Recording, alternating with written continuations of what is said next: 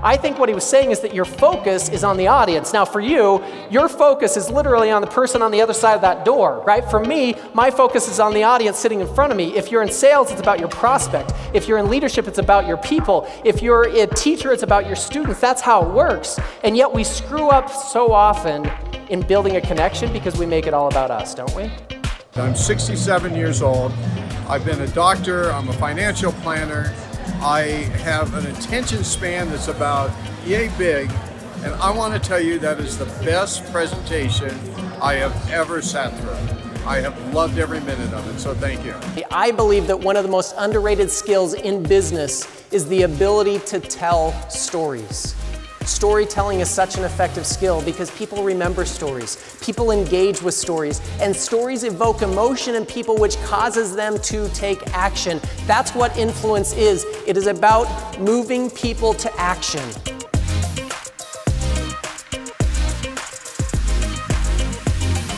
If I tell a story, I want you to feel it, experience it, and therefore be willing to act on it. And if I can do that effectively, that story becomes influential. So here's the foundation for influential storytelling, and this is crucial. You don't retell a story, you relive a story.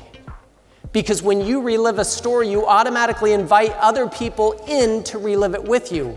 Masters of communication take complex ideas and they make them simple. Think for just a minute about some of the great communicators in our history.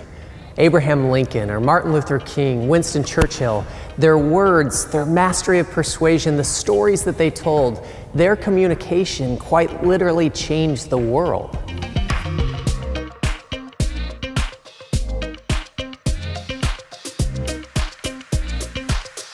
You want to establish that connection.